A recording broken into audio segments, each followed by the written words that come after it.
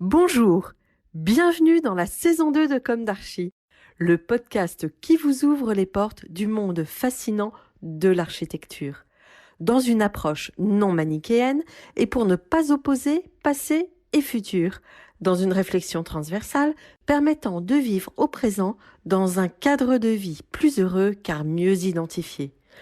Carpe diem. Je suis Anne-Charlotte, chroniqueuse du podcast, accompagnée de l'ingénierie son pour vous offrir le meilleur. Merci et heureuse de votre fidélité. Maintenant, place au talent.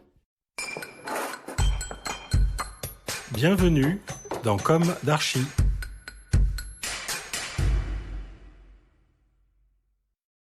Chers auditeurs, ravis de vous retrouver aujourd'hui en compagnie d'Anna Moussinet. Bonjour Anna Moussinet. Bonjour Anne-Charlotte. Bienvenue dans Comme d'Archi.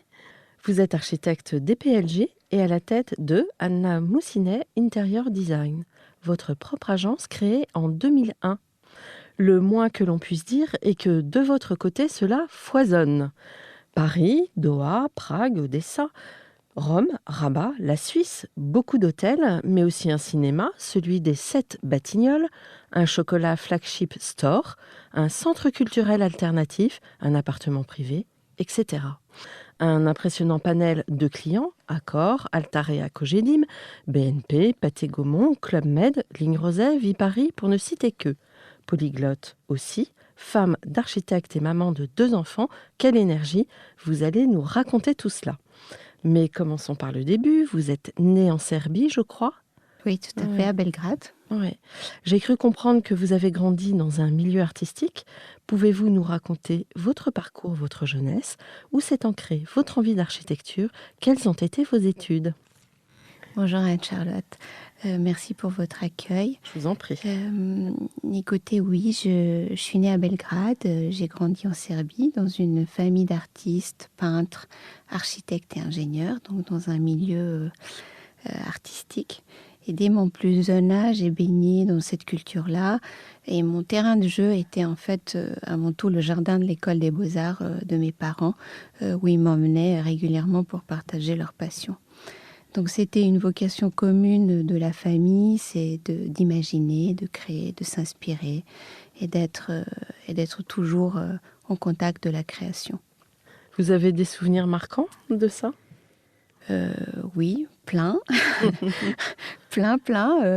Plusieurs années de vie de partage à Belgrade et dans les voyages. Et puis très vite, j'ai embarqué vers les États-Unis à l'âge de 16 ans pour faire d'autres rencontres et surtout pour continuer les études. Donc des États-Unis, je suis arrivée à Paris pour entrer en école d'architecture aux Beaux-Arts de Paris, où j'ai fait mes 6 ans. 6 ans d'architecture, 6 ans de bizuitage, 6 ans de rêve, parce que faire des études d'architecture à Paris, c'est clairement un rêve. Donc 5 années qui m'ont forgé pour attaquer sereinement ma vie professionnelle, ma vie parisienne, et où je me sens très intégrée. La formation, ce qui pourrait être intéressant de dire, c'est qu'aujourd'hui, effectivement, l'agence et moi-même travaillent essentiellement dans l'architecture d'intérieur, mais la formation d'architecte DPLG m'a permis d'appréhender chaque nouveau projet selon les contraintes de la taille, avoir un œil différent et certainement être plus à l'aise dans des grands espaces. C'est pour cette raison que les projets ne se résument jamais à une ambiance ou un matériau choisi, mais toujours à un rapport au volume, à son usage pour créer un projet singulier. Et je le perçois tous les jours à travers des différents projets à différentes échelles, que mon œil, mon approche reste toujours une approche globale. Et c'est les études d'architecture qui m'ont permis d'avoir ce regard et ce travail qui s'est construit petit à petit à travers un nouveau métier qui est l'architecture d'intérieur, mais qui est proche et à la fois loin de l'architecture. Mmh. Alors, vous avez commencé votre activité d'architecte en créant votre agence? Non, vous êtes passé par d'autres agences avant? En fait, ça c'est quasiment en sortant de l'école, parce que très rapidement, j'ai senti que j'avais besoin d'une liberté. Cette liberté passait par des collaborations. J'avais collaboré avec Didier Gomez, qui est un designer, et puis pour la partie de développement des projets de hôteliers dans le Sofitel à Rabat. Et puis aussi avec Mathieu Lehanner, un designer avec qui j'ai beaucoup apprécié collaborer et travailler pour certains projets qu'il avait, et dont la Maison Caillet, donc le flagship store du chocolat, dont Viparis, enfin électrique, à Porte de Versailles, le centre multiculturel. Et du coup, très Donc, vite, vous j'ai très deviez... rapidement eu les commandes en direct me permettant de prendre mon envol et travailler dans le domaine d'hôtellerie de luxe. Et ce domaine me passionne parce que c'est toute la réflexion de comment faire plaisir aux autres. Et ça passe par un travail très global. Et en même temps, comme je disais tout à l'heure, à différentes échelles, aussi ma formation d'architecte me permettait plus facilement d'appréhender ce premier hôtel qui, finalement, 30 000 mètres carrés, 260 chambres, un lobby de 3 000 mètres carrés. Donc, il fallait très rapidement et facilement appréhender les espaces, se projeter, créer, et ne jamais avoir peur de rentrer dans cette restructuration qui était à une échelle plus importante que on pourrait imaginer de faire dans l'architecture d'intérieur au quotidien. Mais moi, ça m'amusait, bien au contraire. J'adore les volumes et j'adore travailler ces notions de plein, de vide, de restructuration, cette notion de transformer un lieu et le rendre unique pour le besoin qu'on a. Donc l'hôtellerie, très rapidement donc très rapidement référencée auprès du groupe Accor, groupe Marriott. Dites-moi, c'est avoir de telles commandes pour démarrer, c'est peu courant? Écoutez, je crois profondément que ça marche très fort je dirais pas de bouche à oreille, mais plutôt d'une première expérience, deuxième ou troisième, où vous faites vos preuves, les gens ils viennent vous chercher. J'ai jamais eu, c'est pas prétentieux, mais j'ai jamais vraiment eu à démarcher. Les projets sont plus venus vers moi. J'ai aussi fait un choix d'avoir une plus petite agence. Donc on est une dizaine, composée d'architectes, designers, architectes d'intérieur. Ce qui m'a permis toujours de choisir un petit peu mes projets, travailler sur des projets dont je pensais qu'il y a une vraie valeur ajoutée et où il y a un échange et un feeling qui se crée avec le maître d'ouvrage. Et c'est extrêmement important pour moi parce qu'il n'y a que comme ça qu'on peut aussi donner le meilleur de soi et créer pour ces différentes sociétés. Alors, l'une de mes questions récurrentes dans Comme d'Archi est: est-ce qu'aujourd'hui vous avez le sentiment d'avoir accompli ce que vous imaginiez à la sortie de l'école? Ah oui, oui. Et bien au-delà. Oui. J'ai adoré mes études d'architecture qui m'ont permis cette ouverture exceptionnelle, un travail en rapport avec les volumes, la matière, les pleins, les vides. J'ai adoré ça. Mais ma sensibilité m'a emmenée très rapidement vers la création et la restructuration des espaces intérieurs et à différentes échelles. Et c'est ça qui était séduisant. Avec des clients exceptionnels que j'ai eu la chance d'avoir et qui m'ont témoigné d'une grande confiance. Qu'espérer de plus? Alors, on a parlé de vous. Pouvez-vous nous raconter maintenant l'histoire de vos projets? Vous revendiquez les valeurs spatiales, le volume est pour vous une matière à sculpter, vous jouez la complémentarité entre l'élégance française et la joie de vivre slave. Comment ce qui constitue votre ADN d'architecte d'intérieur s'exprime à travers ces projets? La formation d'architecte m'avait permis d'avoir une vision globale sur l'environnement dans lequel le projet d'architecture d'intérieur va se déployer. Mes affinités personnelles, c'est à travers mon quotidien, mes voyages, qui ont nourri mon regard sur ce qui m'entoure et ce qui conditionne vraiment ma démarche créative. Donc, je peux dire que c'est un tout. Ça va d'un volume à un détail passant par la lumière. J'appréhende chaque projet d'une façon différente. Et donc, je dessine beaucoup. Je me pose beaucoup de questions sur les formes et sur les volumes. Et je continue de plus en plus à m'approcher de l'univers du mobilier et de l'édition parce que ça m'intéresse. Donc je pense que l'architecture d'intérieur, cette vision qui peut être très globale et qui passe par un volume à travers une lumière et qui pourrait et qui doit, à mon sens, se finir par l'objet. Donc changer sans cesse l'échelle du projet m'excite, me nourrit, m'intéresse, m'enthousiasme. Je dirais que l'ADN, il n'est pas dans un style particulier, une forme, une mode. J'essaye de passer outre les tendances, même si, bien sûr, dans l'architecture d'intérieur, il y a forcément des tendances, il y a un style qui passe, voilà, et que tous les 5 ans, on sait qu'il y a des choses qui vont devenir obsolètes. Et ben, je me bats un petit peu contre ça, en essayant de penser plus à un côté intemporel, chic, élégant, avec une profondeur adaptée à un espace donné. Parce que ce qui m'intéresse, et c'est pour ça que chaque projet, on repart à zéro, mais bien sûr, c'est de s'inscrire dans un univers qui commence par un univers d'un bâtiment, de son environnement.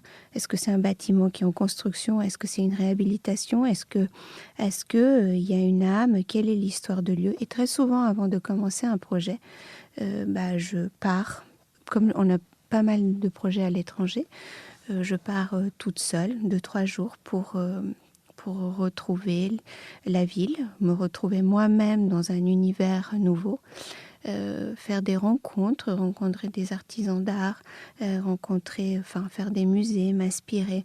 J'ai besoin de ça avant de commencer la création. J'ai besoin de ce rendez-vous avec le lieu. De ce temps d'imprégnation. Oui, tout à fait. Temps d'imprégnation et aussi le temps d'une réflexion qui est pas forcément avec l'équipe, mais qui est avec moi-même avant de pouvoir donner les directions sur un projet. Vous allez puiser votre inspiration. Oui, c'est ça. En vous immergeant. Tout à fait. Donc, je vous parlais de l'architecture, de l'architecture intérieure, de l'édition, donc du mobilier. Voilà, c'est ces dernières nouvelles sur l'édition pour Ligne Roset, pour la manufacture. Mais surtout, j'avais aussi ma recherche perpétuelle de renouveau et passe aussi par, et qui m'excite énormément, c'est le détourner des matériaux dans leur sens initial, pour enrichir, pour générer une expression différente, peut-être singulière si on peut dire. Donc j'ai créé un projet que j'ai présenté au Salon Maison et Objets en janvier 2020, juste avant cette crise. Cet objet, ça s'appelle Eco by Anna Moussinet, c'est un exemple parfait de ma volonté de créer. Donc, j'ai créé un procédé unique qui consiste à vaporiser une substance chimique d'une façon dégradée sur différents supports sculpturaux ou tout type de support. J'ai réalisé cette sculpture comme un voile à la Richard Serra qui est 8 mètres de long par 2,50 m de haut, où j'ai exprimé cette création pour qui donne envie d'explorer un nouveau univers qui est celui de l'infini, donc qui est celui du miroir. Donc c'est un voile de chrome en dégradé qui se pose sur un support. Donc c'était un bel exemple d'aller au-delà d'un volume, d'aller au-delà d'une matière qu'on pourrait juste trouver jolie parce qu'on a trouvé un revêtement qui est présenté par un artisan, mais essayer de créer soi-même quelque chose qui finalement pourrait ou va devenir un support d'expression des autres. Parce que la finition du chrome, qui est un miroir, donc de l'infini, se posant sur une surface en dégradé, fait apparaître une autre matière qui est derrière. Donc, en réalité, ça peut être un support à toutes matière ou toute expression d'une marque qui pourrait être intéressée pour l'avoir, que ce soit dans le retail, ça peut être une coque de bateau, où on aurait le sentiment qu'elle vole sur un océan. Donc cette notion du miroir et de l'infini m'intéresse beaucoup. Et d'ailleurs, ça se ressent dans mes projets. Le miroir est assez présent. Bon. Alors peut-être que vous pouvez nous parler d'un projet emblématique d'hôtel ? Oui, j'avais envie de parler de deux univers qui actuellement sont très présents à l'agence, qui est donc l'univers d'hôtellerie, qui reste l'hôtellerie de luxe sur lequel on travaille depuis une quinzaine d'années, avec pour différentes marques, mais aussi cet univers des espaces de vie au sein des bureaux. Parce que je pense qu'il y a une forte actualité et une remise en cause aussi actuelle par rapport à ce qu'on vit, de savoir quelle est la place du bureau. Moi, j'y crois encore très fortement que cette place doit exister parce que je pense qu'une visio sur Zoom, Teams ou autre ne pourra jamais remplacer un fort échange humain à quelques mains et quelques crayons sur une table dans un partage ensemble. Donc, ces moments de travail comme ces moments de détente et de vie, ce que j'ai pu créer et proposer à travers plusieurs projets que je fais actuellement pour une grande foncière française qui est la Société foncière lyonnaise et qui m'a confié plusieurs projets assez exceptionnels au cœur de Paris sur lesquels on travaille. Donc j'avais envie de citer ces quelques projets, dont un que je viens de livrer il y a une dizaine de jours, qui est l'ancien bâtiment de Louvre des Antiquaires. Donc, qui est donc au cœur de Paris, sur son grand paquebot assez monumental, extrêmement bien placé entre le Louvre, le jardin oratoire et le ministère de la Culture. Et ce bâtiment, à l'intérieur, est un bâtiment très, comment dire, si je peux dire, très organisé, parce que c'est un bâtiment de bureau, très pragmatique, tout est bien pensé, calculé, et ça me manquait de l'âme. Donc, la Société foncière lyonnaise m'a confié ce projet pour retrouver un lieu de vie pour tous ces différentes sociétés et collaborateurs qui vivent, qui travaillent et qui passent beaucoup de temps dans leur bureau. Donc, c'est un lieu de vie que j'ai créé, où j'ai ramené également la notion de l'art, travaillant avec Amélie Duchalard, qui est la maison d'Amélie, quelqu'un d'exceptionnel qui m'a accompagnée sur le choix des œuvres d'art que nous avons pu ramener dans ce lieu de vie autour d'un café, lounge, salle de réunion un peu exceptionnelle et où les collaborateurs peuvent se retrouver pour partager, pour échanger, pour se connecter, pour se détendre, se ressourcer et en même temps travailler. Donc Louvre des Antiquaires fait partie d'un des projets. Les prochains qu'on livrera à Paris, donc un au mois de mai qui est dans le Square Édouard VII, qui est également un café, lounge, un espace de travail avec un lieu de fitness pour les collaborateurs. Et puis, au mois de septembre, un grand projet qui est pied de l'Arc de Triomphe, qui s'appelle 83 Marceau, dont Dominique Perrault fait de l'architecture, la rénovation du bâtiment. Moi, je m'occupe des lieux de vie, avec un auditorium, un café lounge, etc., de ce bâtiment qui fait 8500 mètres carrés et qui ouvrira donc cette année, dans lesquels il y aura également les bureaux de Goldman Sachs. Donc beaucoup de projets à Paris cette année qui ouvriront et qui sont liés à cette nouvelle façon d'appréhender ces lieux. On appelle ça les espaces de service, qui sont pour moi les espaces de vie dans lesquels on y vit au bureau. Donc ça, c'est une activité qui nous a pas mal occupés ces dernières années, qui nous occupe toujours et dont on est très heureux de participer. Puis également de l'hôtellerie, donc les projets hôteliers dans lesquels on y tient encore beaucoup, qui sont donc actuellement le Ritz, les résidences Ritz à Dubaï, sur lesquelles nous sommes en train de travailler. C'est aussi une autre façon de travailler l'hôtellerie, parce que c'est des lieux, c'est des appartements, mais c'est des appartements qui sont plutôt des appartements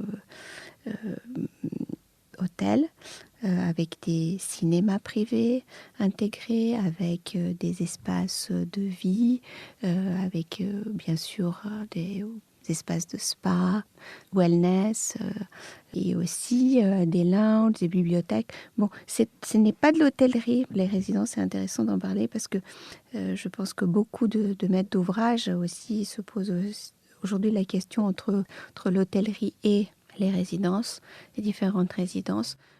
C'est un créneau. Pour nous, c'est la première, parce qu'on est plutôt spécialisé dans l'hôtellerie. En fait, l'hôtellerie, maintenant, est en train de s'orienter vers plus des lieux d'expérience. Exactement. Ouais. On travaille beaucoup, alors c'est dans tous les briefs, l'effet waouh, l'expérience. Bien sûr, l'expérience, on la travaille. L'expérience, aujourd'hui, arrive par différentes façons de vivre un lieu, de le consommer différemment en espace journée, en espace nuit. D'avoir une hôtellerie qui s'adapte à nos besoins et nos envies à tout moment de la journée, que ce soit, c'est un peu la même chose avec la lumière dont je parlais, qu'on essaye de travailler pour qu'elle s'adapte à nos envies. D'accord. Dans ces projets, alors, la durabilité des projets, enfin l'exigence aujourd'hui écologique, on peut, elle s'étend à tous les projets. Comment vous y répondez ?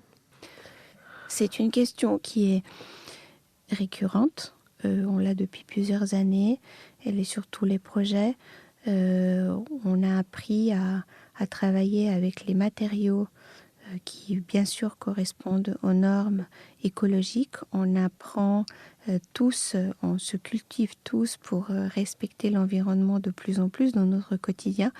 Donc, la façon dont on va l'appréhender et l'utiliser dans des espaces hôteliers ou dans des espaces de vie dont je parlais, ça passe forcément par un travail qui est de notre côté lié aux matériaux, liés à la durabilité de ces matériaux, qui doivent être forcément appropriés à leur usage. Travailler beaucoup le bois d'une façon différente, on explore, on exploite. En fait, je pense que ça ne passe pas forcément par une piste, c'est beaucoup de pistes et beaucoup de compétences qui sont associées. Les acteurs, donc moi je suis architecte d'intérieur, mais sur un projet, on a tous les acteurs qui font que ça soit en termes d'éclairage, en termes de la CVC, en termes de ce rapport architectural. C'est un ensemble qui crée un produit durable. On a une part, cette part-là, elle est en même temps très normée. C'est-à-dire qu'on ne fait pas ce qu'on veut, mais on ne peut pas non plus aller au-delà de ce qui est possible par rapport aux inventions qui ont déjà été faites. Donc on est assez cadré sur ce point. Donc on suit les besoins, on suit les tendances et on répond à ces besoins. D'accord. Au quotidien. Est-ce que vous voulez revenir sur la composition de votre équipe ? Oui, donc comme nos studios est à Paris dans le Marais, nous sommes une équipe d'une dizaine de collaborateurs, architectes d'intérieur, designers.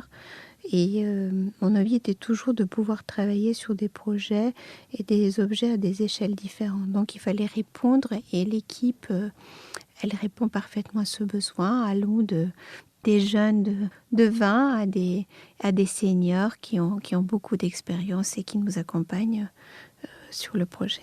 Donc j'ai une très belle équipe dont je suis très fière. Quelles sont vos influences ? Au-delà des noms que je pourrais citer, qui est Peter Zumthor, Soulages ou encore Kundera, c'est davantage ma sensibilité à la forme, au volume, à la lumière qui me conditionne et qui m'inspire vraiment. J'ai pas d'a priori et j'élimine aucun site ou bâtiment. Ça serait avant tout l'émotion ressenti, qui est primordial et qui me transporte et qui vers un univers nouveau, vers les inspirations. Et dans le patrimoine, vous avez des lieux de prédilection, sans que ça soit forcément des influences? Mais... Oui, dans le patrimoine, si on peut parler de Paris, ça serait des jardins. Ça serait des jardins. Donc je ne parlerai pas de l'architecture, mais je parlerai plutôt de ces espaces, ces tampons desquels on en a tous besoin. Et pour moi, ça fait partie de ce patrimoine qui est unique et qui à chaque fois nous renvoie à un passé, mais nous donne un nouveau souffle. Et ce souffle végétal, on en a besoin. Et on en a fort besoin. Des Tuileries au but de Chaumont, en passant par le jardin du Luxembourg. Ouais, exactement. En passant par la place des Vosges qui est à côté des bureaux, ou le Palais Royal, tous ces endroits magnifiques qu'on peut contempler et on peut se poser et passer quelques heures à bouquiner. Bon. Alors, la lumière joue un rôle très important dans votre production. Oui, je dirais même essentiel. La lumière, c'est elle qui structure l'espace, c'est elle qui le sublime, c'est elle qui sublime nos univers, c'est elle qui rythme nos journées.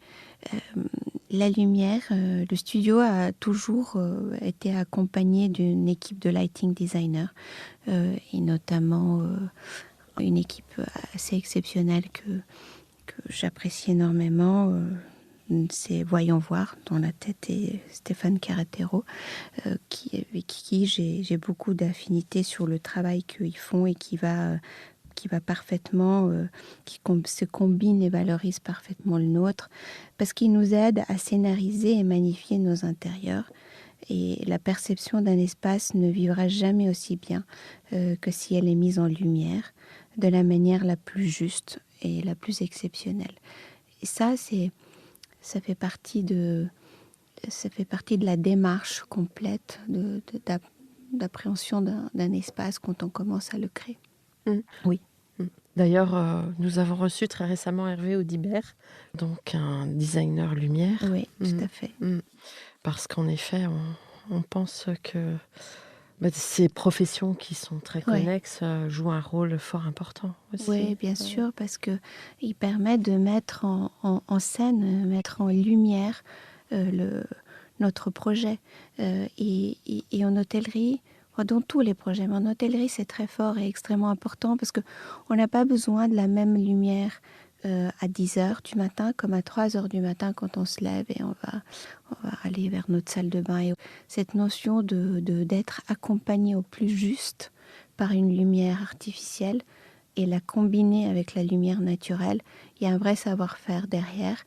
Et pour nous, il est essentiel d'être accompagné sur nos projets pour justement valoriser davantage et leur donner une autre dimension. Et vous avez des matériaux ou des couleurs de prédilection? Ou est-ce que vous revisitez à chaque fois les ambiances et les matières? Ça serait malhonnête de dire que j'en ai pas. Même si je ne pense pas qu'une couleur qu'on doit être fort attaché à. Voilà, je pense que le noir et blanc reste quand même toujours présent. Après se greffent quelques couleurs qui sont très souvent des non-couleurs parce que c'est des verts très foncés, c'est des verts gris sourds très foncés, mais c'est aussi des bleus clins. C'est des bleus clins qu'on a pu voir avec Eco, qui n'était pas un hasard parce que j'ai créé un lieu qui était en miroir, mais le miroir reflétait tout l'environnement qui était un très beau bleu clin dans lequel on était. Donc voilà. Je ne suis pas très fantaisiste dans les couleurs, mais j'aime beaucoup le contraste. Oui. J'ai en effet remarqué en découvrant votre travail que vous aviez une certaine sobriété, une élégance et une sobriété. Parfois, vous êtes presque un peu Vous allez vers comment dirais-je, des aménagements un peu masculins, quasiment. On vous l'a déjà dit? En fait, on m'a dit les deux. On m'a dit que c'est extrêmement féminin parce que il y a la notion de la courbe qu'on peut retrouver plus dans l'aménagement pour un côté un peu plus fluide et masculin sur ce côté un peu plus architecturé. Des espaces qu'on retrouve qui sont dans ce contraste, que ce soit le noir, le blanc et tous ces dégradés de ces tonalités.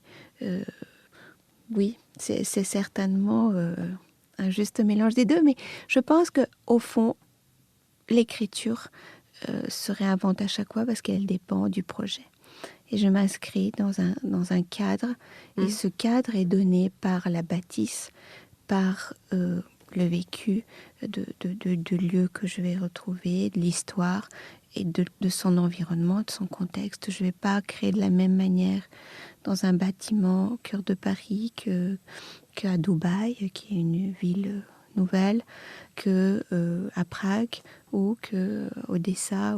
Voilà, je pense que c'est ça aussi de notre métier, il est de chercher des univers et de comprendre au mieux pour pouvoir s'adapter à un lieu. Alors, comment imaginez-vous le monde d'après? On en parle beaucoup depuis un an. J'ai des réponses très variées au fil des podcasts, mais de quelle manière vous vous projetez dans l'avenir? Alors, moi j'imagine le monde de demain avec beaucoup de légèreté. Tout l'inverse de ce qu'on peut ressortir peut-être aujourd'hui dans ce moment de crise. Mais je trouve que le monde de demain, il est dématérialisé, il est hyper mobile, il est multi-opérationnel, il est accessible à tous. Et j'y crois profondément. Et je pense que cette crise qu'on vit va nous permettre, bien au contraire, d'être encore plus forts et pouvoir sentir cette légèreté un peu plus tard, si c'est pas aujourd'hui. Ouais. Bon, quel conseil donneriez-vous aux étudiants en architecture aujourd'hui? Vous qui sortez d'une école d'architecture. Oui, et que j'ai mon fils qui vient de commencer sa première année en école d'architecture. Écoutez, le conseil que je pourrais donner, c'est travailler son imagination. Explorer, se cultiver et surtout ne jamais oublier de créer.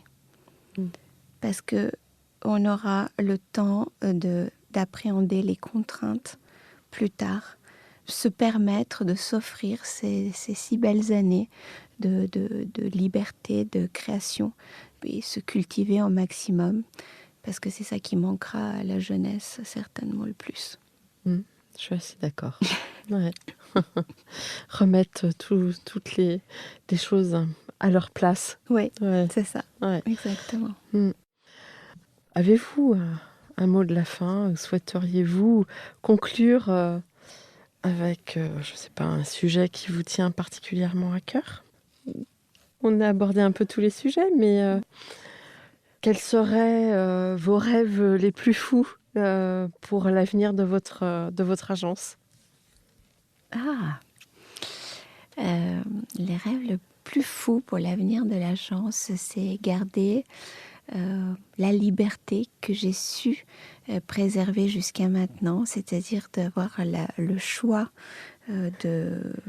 d'avoir toujours le choix d'accompagner, de prendre ou pas prendre un projet à partir du moment où je pense qu'il a du sens, c'est-à-dire la notion du sens pour moi est primordiale. Et le souhait serait peut-être, si je dois imaginer l'agence dans une autre forme, c'est penser à un espace qui pourrait, un nouvel espace qui pourrait en même temps avoir plusieurs usages, c'est-à-dire avoir un lieu dans lequel on peut travailler, mais dans lequel on peut exposer, dans lequel on peut inviter et dans lequel on pourrait recevoir peut-être à travers un petit hôtel particulier qui réunira tout ça à la fois. Ça serait beau. Bon.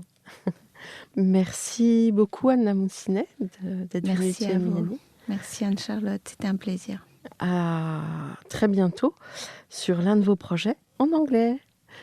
Merci à tous. À bientôt sur Comme d'Archi. Au revoir.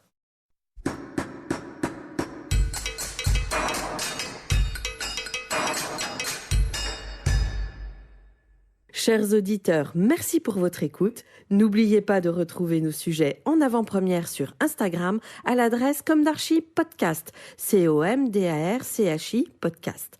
Si vous aimez ce podcast, favorisez sa diffusion en lui donnant 5 étoiles sur Apple Podcast, plus un petit commentaire, ou sur votre plateforme de podcast favorite. Et surtout, abonnez-vous pour écouter tous nos épisodes gratuitement. À bientôt, et d'ici là, prenez soin de vous.